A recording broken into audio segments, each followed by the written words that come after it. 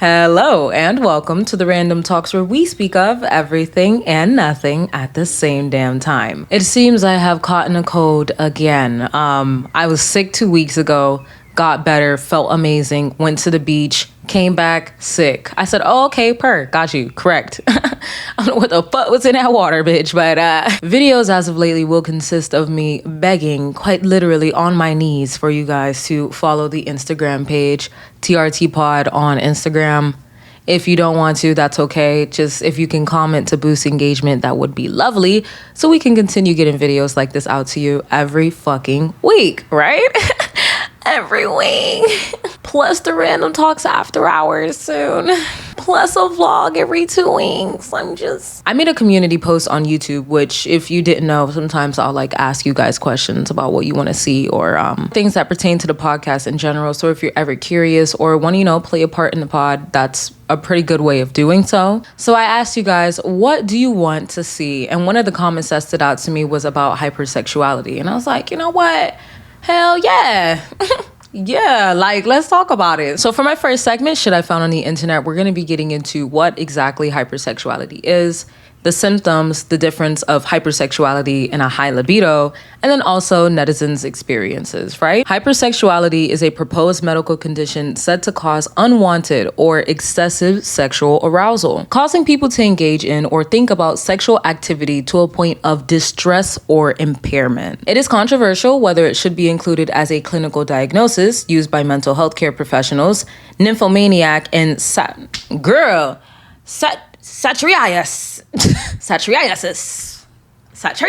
bitch, Satyriasis.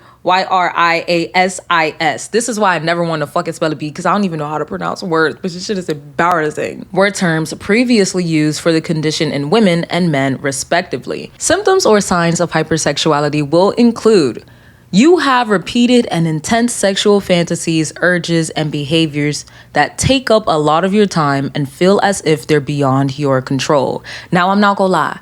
When I was doing research and it says you have repeated and intense sexual fantasies, I was like, oh, bitch, me?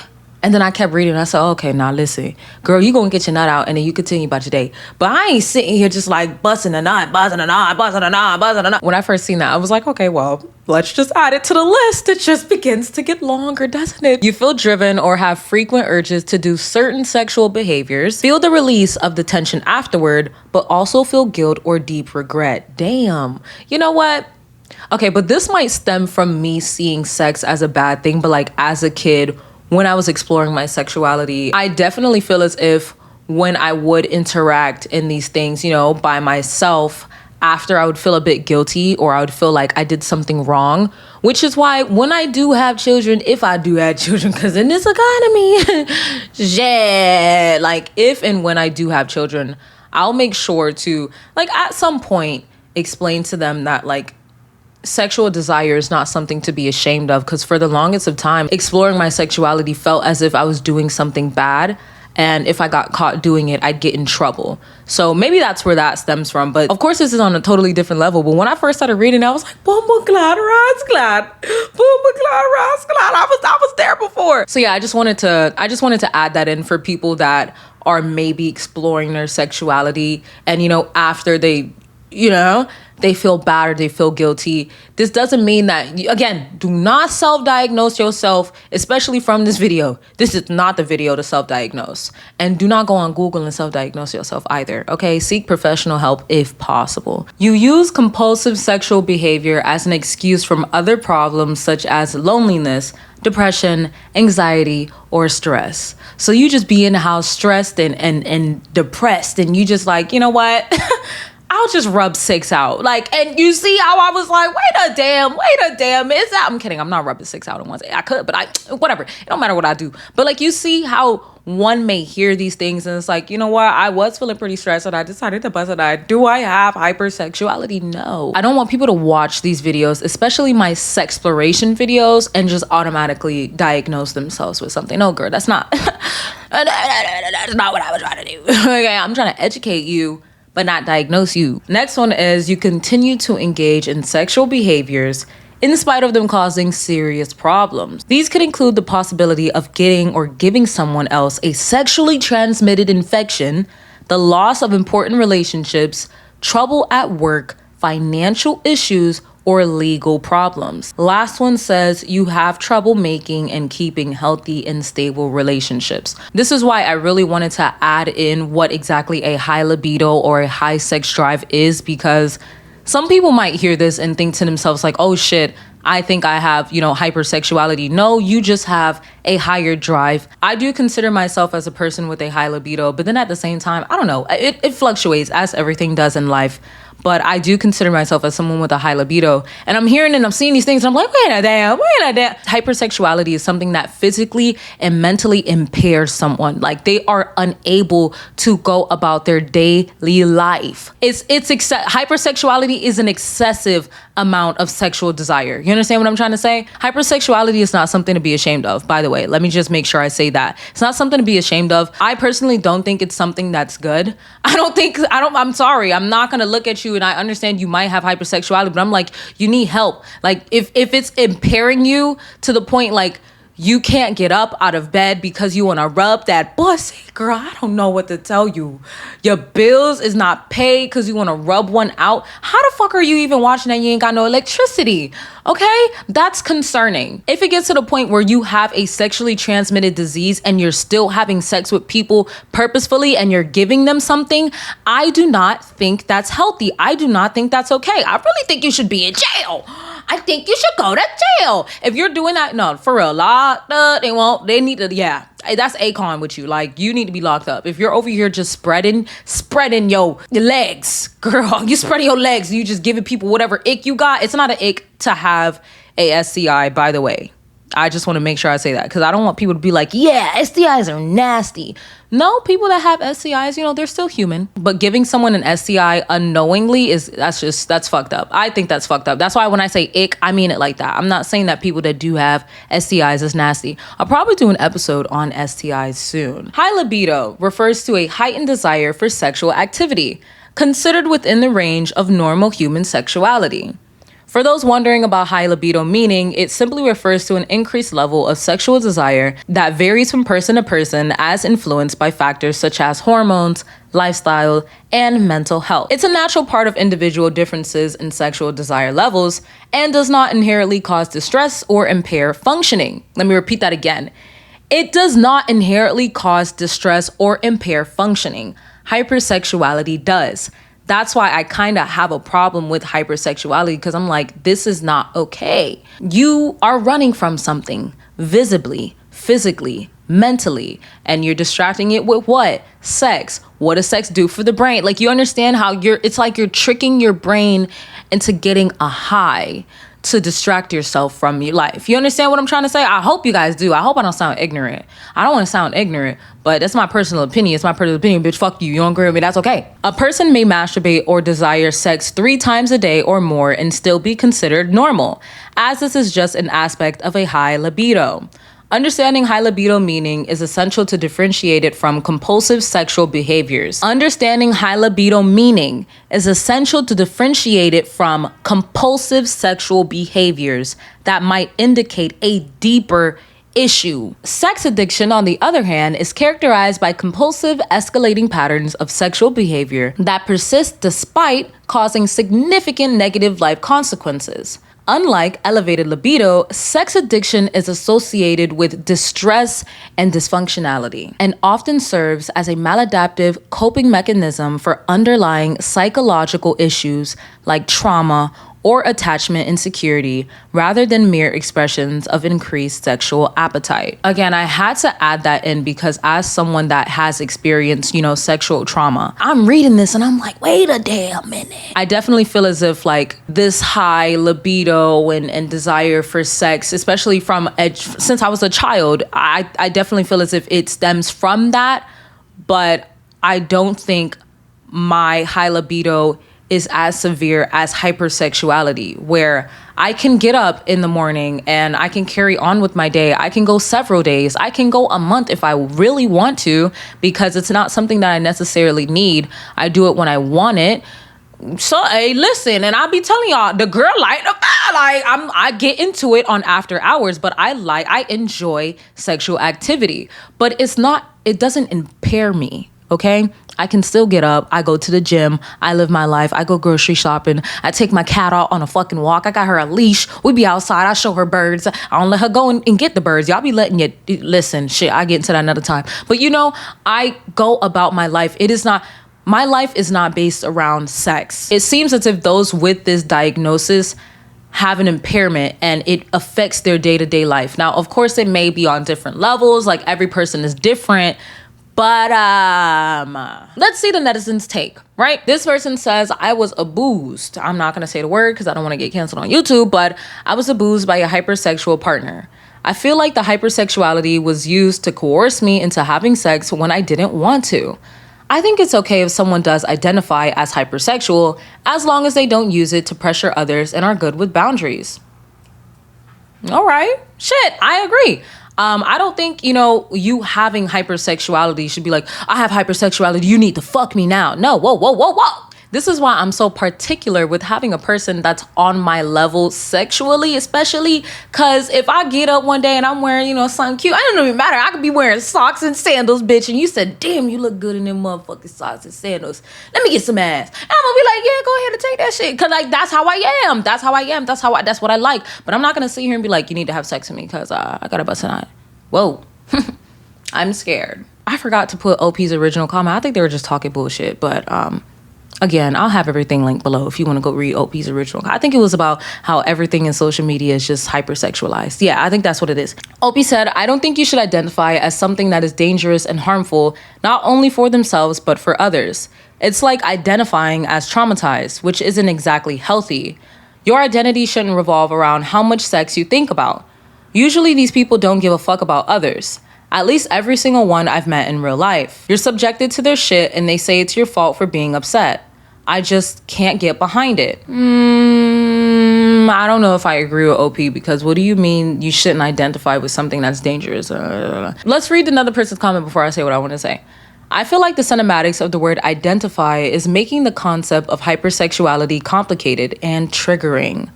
Being hypersexual is not inherently harmful, but rather how it is used can be considered harmful. I consider myself a hypersexual person, and I know that is partially due to my history of trauma. I understand that I have a right to freedom of sexual expression and experiences, but that I also should remain cautious of my safety and others. I think we as a society struggle with understanding how that balance can exist. This is largely due to a lack of appropriate sex education. Not just about reproduction, but about consent, pleasure, emotions, and everything that is related to it.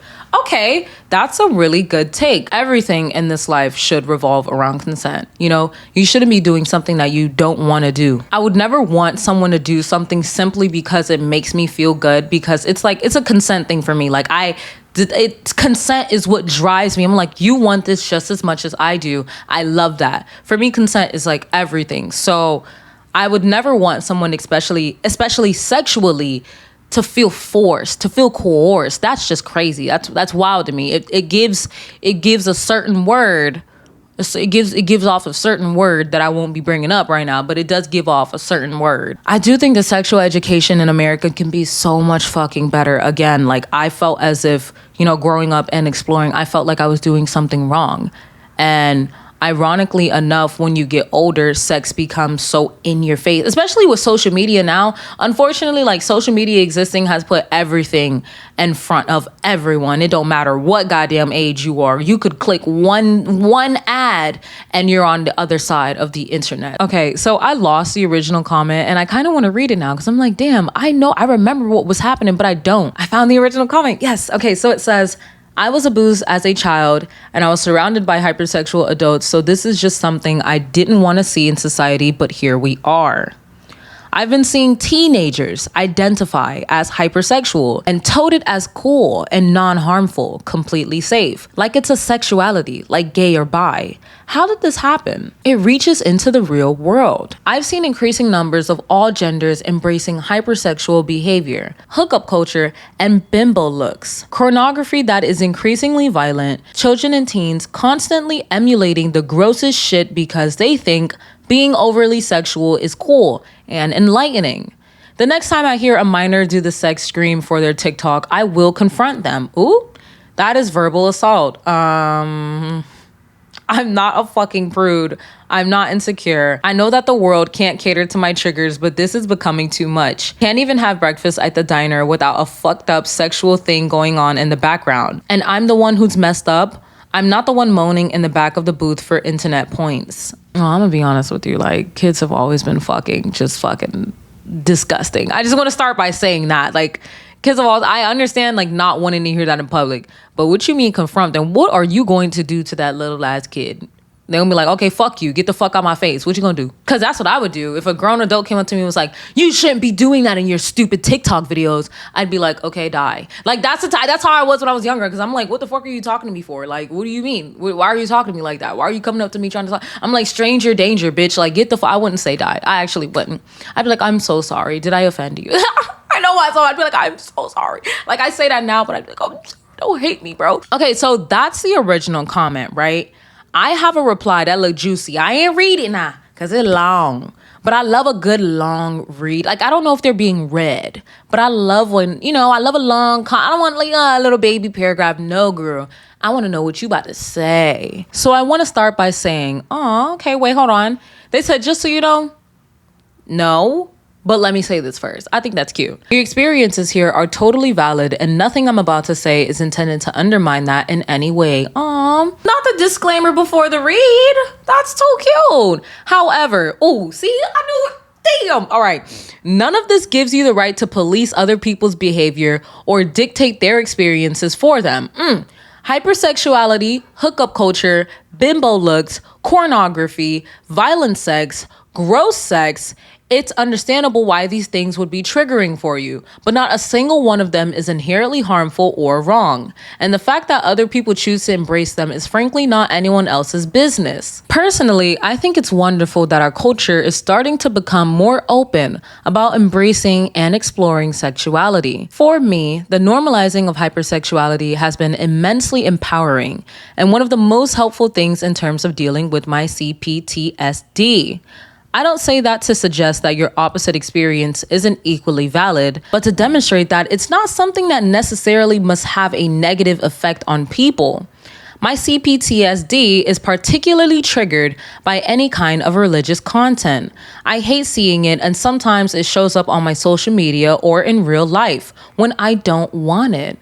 But rather than confronting the people who share that content and telling them they shouldn't share their beliefs and identities just because I might happen to see it and be hurt, I just avoid them or places where I know they'll be. It's not verbal assault because it's not directed specifically at you. It's just someone living their life in a way that's empowering to them. And you see it because you choose to be in a public forum. Oh, you don't get any say in what other people do. Oh, you only get to decide how you interact with it. Ooh, did I write that? All right. Because I'm like, damn. I knew they were going to give something. Like how big this, and I have more to read. Like I knew they were going to give something, girl. We live in a big world that we share with lots of other people. And sometimes different people have different needs that can't coexist. And when that happens, the best move is to mind our own business and find new ways to accommodate our own needs. If sounds in public places are triggering to you, maybe headphones are a great way to avoid them. Or maybe just find a new diner, because I've literally never once been in a diner and heard people loudly moaning. So I can assure you that there are plenty out there where that doesn't happen. If pornography and NSFW material is triggering, that's actually a pretty easy one, since there are content filters specifically for that. Even when there aren't filters, there are ways to influence your algorithm through intentional interactions and blocking.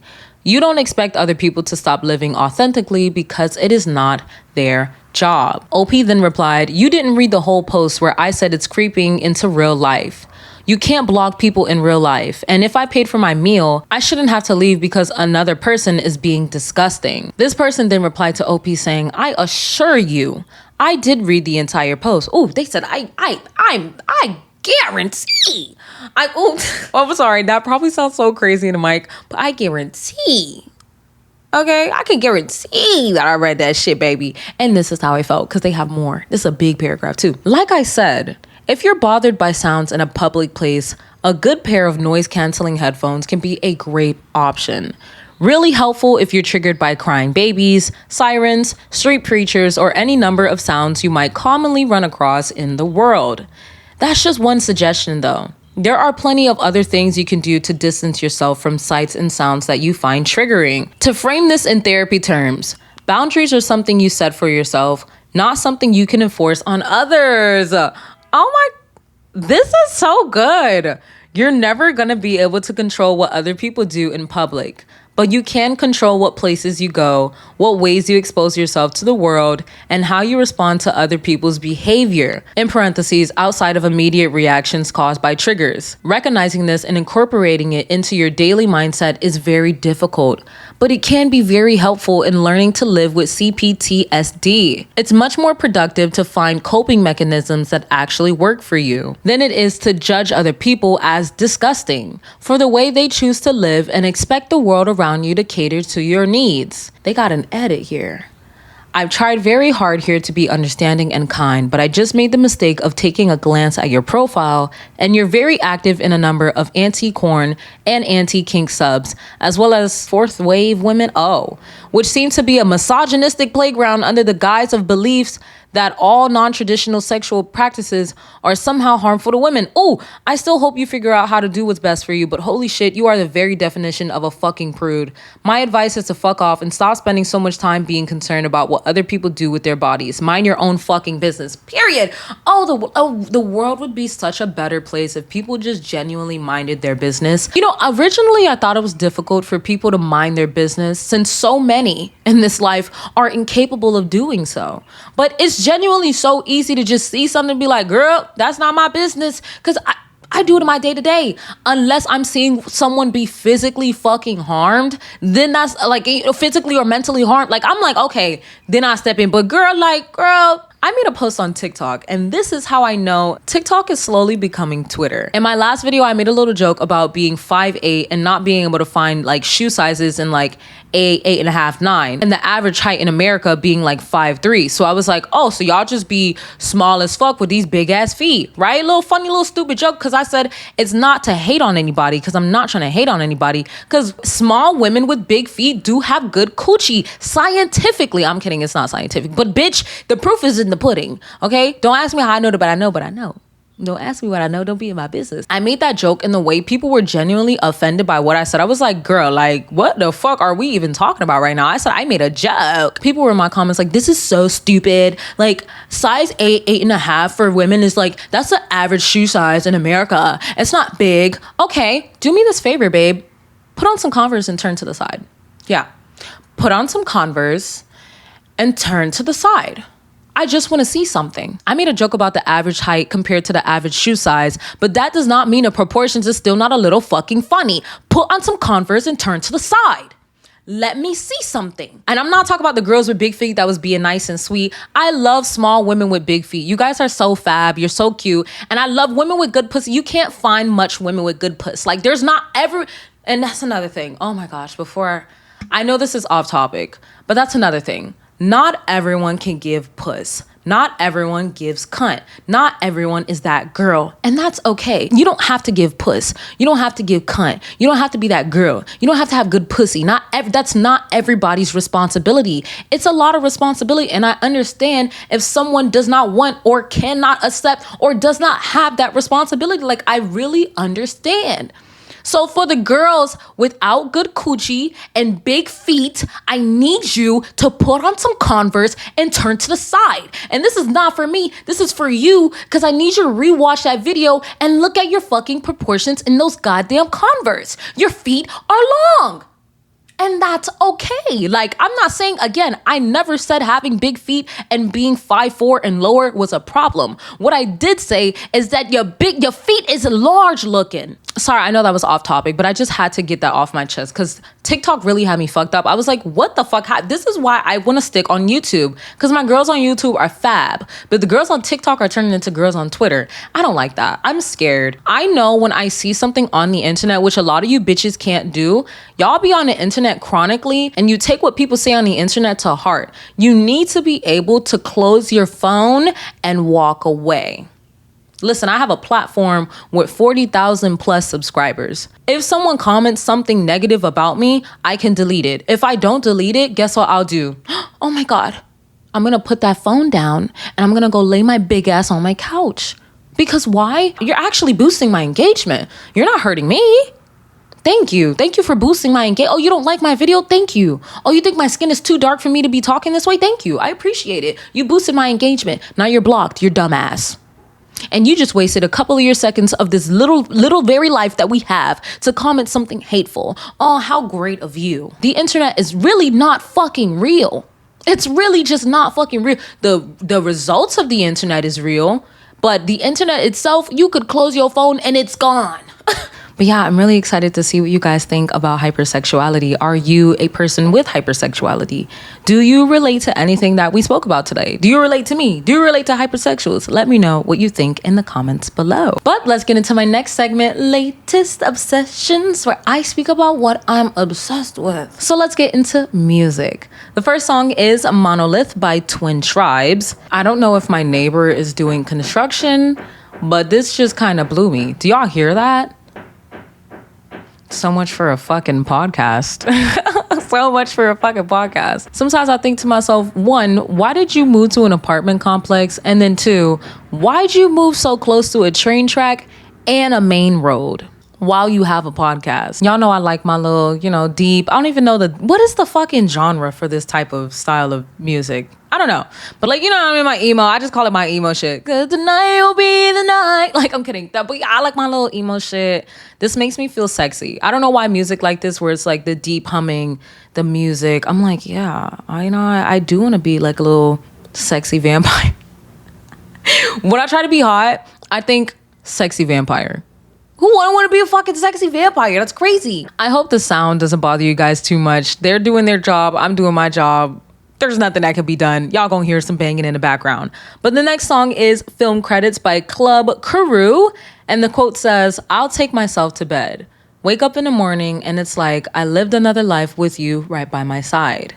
But I swear that I heard you just this morning through the walls of my apartment and I laughed. Then I cried because you haven't been here for years.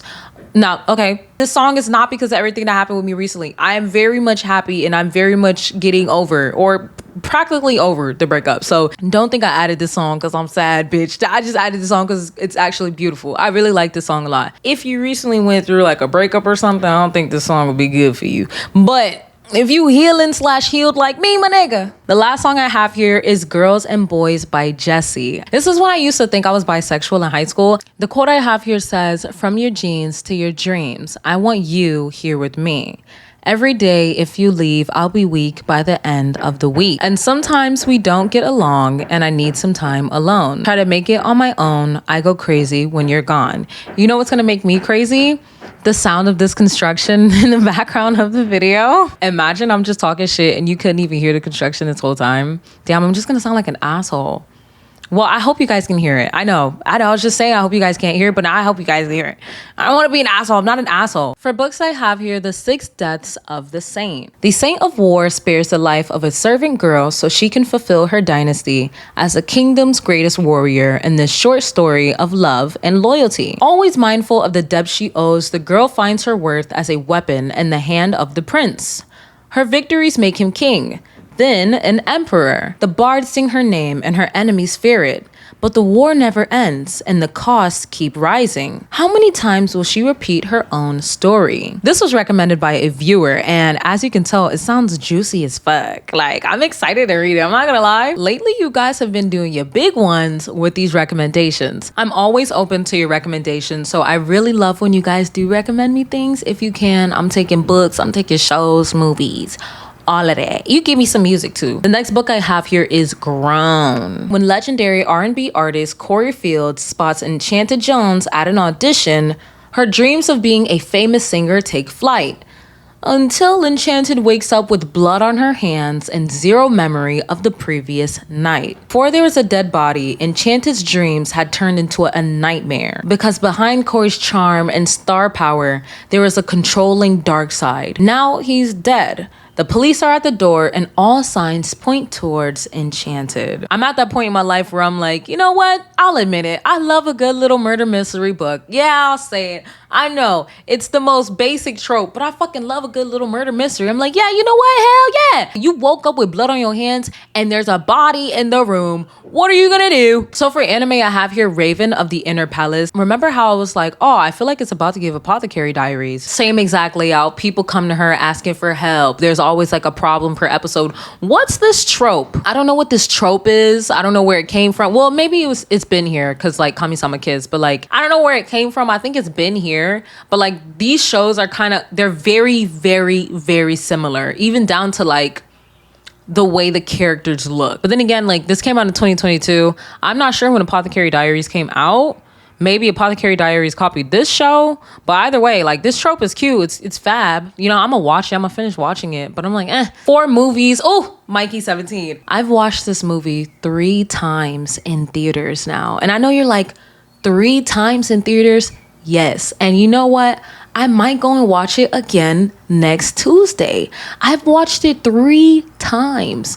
I enjoyed this movie so much. Let me first read you the description, actually. Mikey 17, adapted from Edward Ashton's novel, is a scientific film starring Robert Pattinson as Mikey, an expendable employee on a space mission to colonize an ice planet. Mickey's job is to explore the dangerous planet, and his body can be reprinted if he dies, allowing his conscience to be largely maintained. However, after a regeneration, things go wrong. I love Robert Pattinson as an actor. We don't know all the details, but I'll never forget what you did at FKA. But as an actor, mwah. I just really liked this movie because it kind of showed a different perspective on science and the lengths humans will go for science and the advancement of humankind, and the lack of morale that can stem from that desire of wanting to advance humans.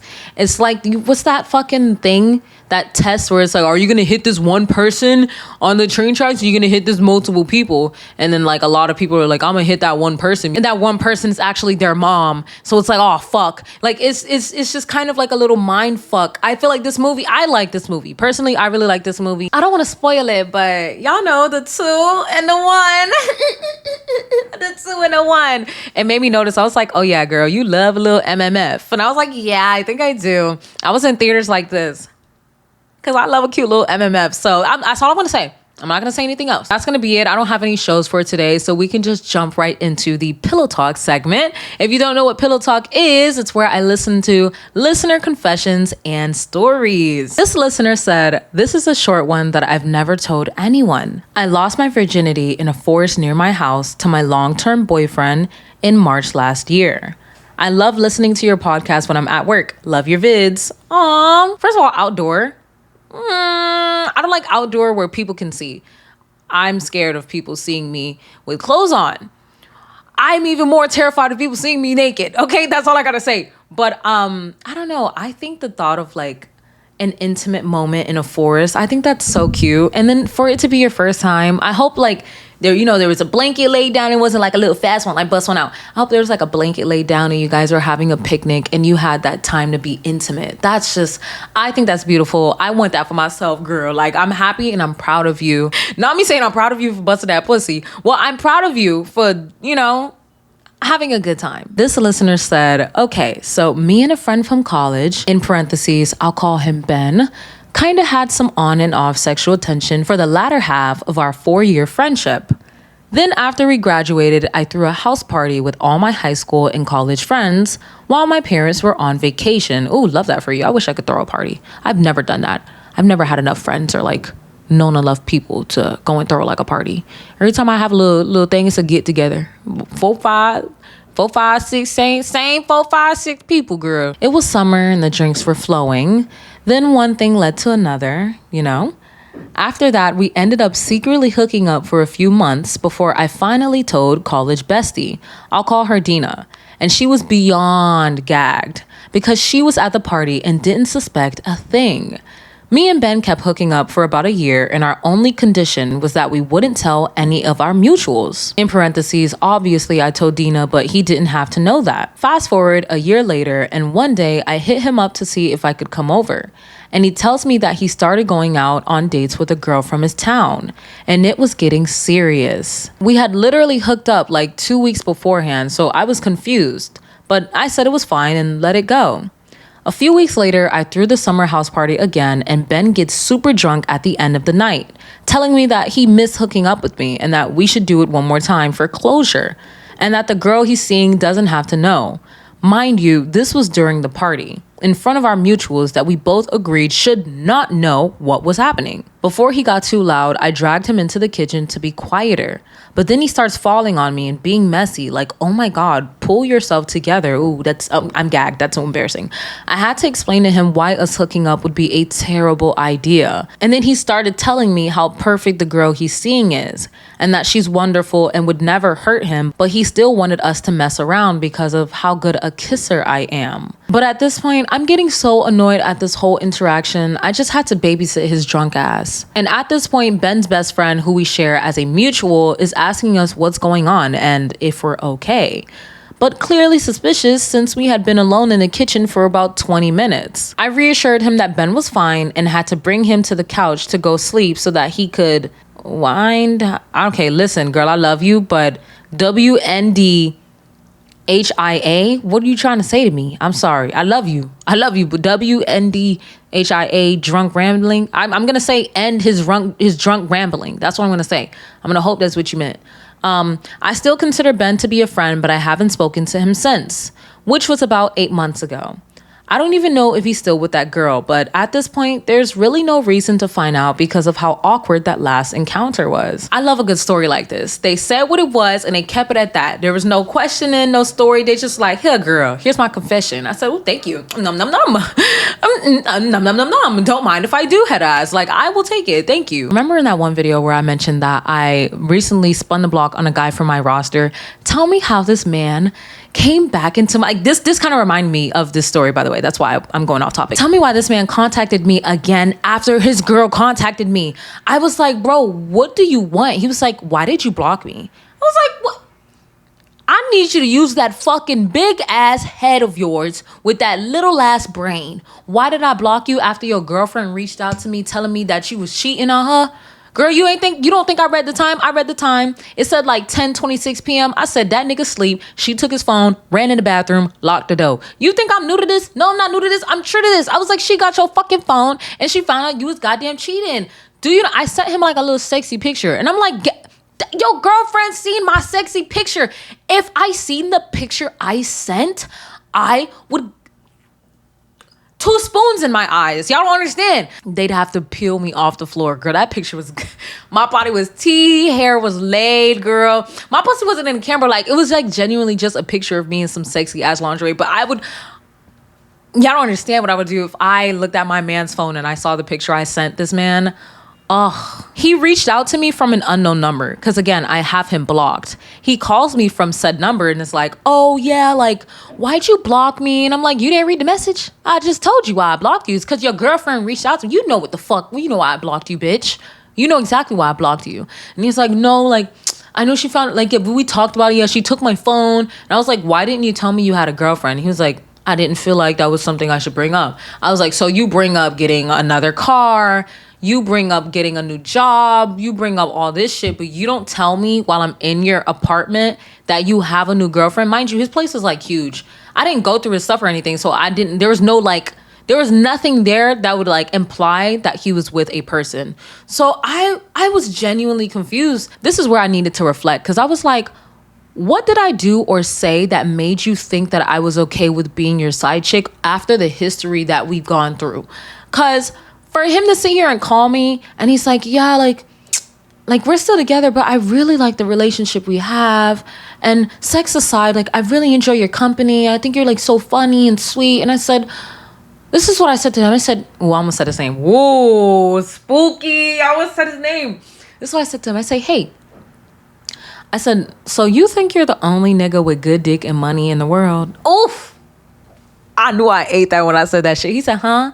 I said, do you think you're the only man in the world with good dick and some money? I said, what can you provide to me that another guy can't? And when I said this, I was like, I know this is going to gag him. He was like, okay, Kurt, like we get it, like you're so cool, da, da, da. Like that's not what I mean. I was like, no, genuinely, what makes you feel like I need what you're providing to me? I said, you should go back to your fucking girlfriend because I can't give you what you desire here. Because I was also thinking, I was like, some people be like, yeah, you know what? Fuck that bitch. She went back to him. She know that he was cheating. That's what some people was telling me. And I was like, girl, I don't want that kind of karma. Like my best friend was like, girl, don't do that shit. And I was like, at first I considered it for 2 seconds. I was like, they did what good. But then I thought about it. I said, I don't want that karma, one. And then two, my worth. Like I'm worth so much more than being someone's side chick. Bitch, you have a whole girlfriend. You're not full. You need to break up. If you're not getting what you want at home, that's not your home. You need to find a home that suits you. And I said, listen, you need to figure your situation out, but I won't be in this situation. I know my worth. And he was like, you're no fun. I said, I don't care if I'm no fun. It's called having standards. Hung up. He texted me again. I said, yeah, I'm going to block you. Blocked him. He was like, you actually blocked me? I said, yeah, I did actually block you. He was like, you're really no fun. And I was like, it's called having standards. Again. Like, it's these situations where I don't know what these men think. I don't know what is done for them to think, you know what? Yeah, this person would be comfortable being a side chick. What do you think you can offer me that I can't get from like 10 other guys? He is not and will not ever be the only fine nigga with money and good dick to approach me. Bitch, I have turned down dick because I'm like, I don't got time for you right now. Okay? I'm putting myself first in 2025. You think I'm gonna go and be your side chick? It's 2025.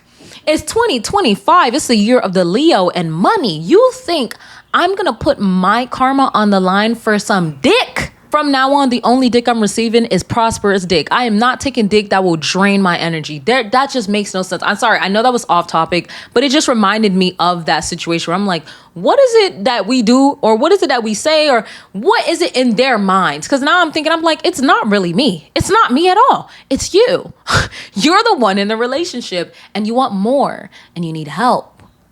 You need help. Mind you, this man is Muslim. So I'm like, oh, you're just fucking up all across the board. I will do one more confession before we wrap up. This listener said, am I still gay if I think women that look like men are attractive? You could like a stud and still be a straight man. Why?